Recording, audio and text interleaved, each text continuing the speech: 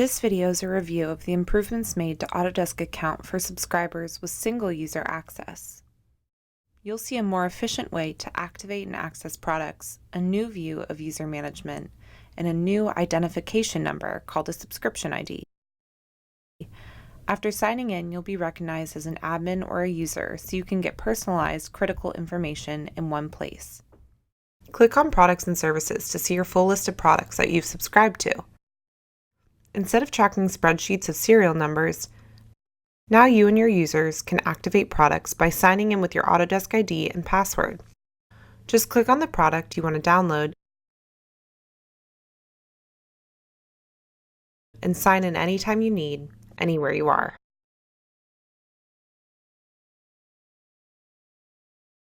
You might be used to seeing the classic view of user management. But now, as a subscriber with single user access, you'll be managing users in the new view. Instead of managing users by contract number, the new view offers a more efficient way to manage users. By users or by products. You can add users by clicking the Add User icon and typing in their first name, last name, and email address. Stay up to date with their status so you can see if they're pending or if they've accepted your invite. Your invited users will then get an email that prompts them to set up an Autodesk account so they can access the products and services you want them to have. Assign users to products in the user view by clicking the user and checking the box of the product you want them to have access to. Once you've assigned a user to a product, they get automatic support, so they no longer have to go through you.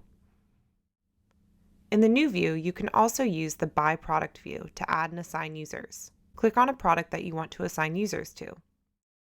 Choose from your list of existing users, or add a new user by using the same format: first name, last name, email address. Now you have the flexibility to manage users how you want to, in a view that makes the most sense based on your business flow. Users will then get a personalized email letting them know of any products that you've assigned them to and who assigned them access, so they can get up and running without any effort on your end. Remember, users are no longer tied to a contract or serial number.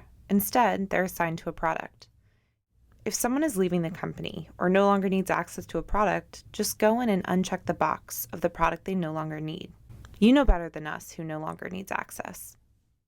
You can also change the role of a user in one click if you want them to have more or less management access. You can assign as many admins as you want to help manage your users. We call these secondary admins. A primary admin is the point of contact for any management-related questions your team might have.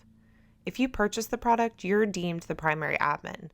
But if you don't manage users and products in your day-to-day, assign someone else as a primary admin right here in your Autodesk account.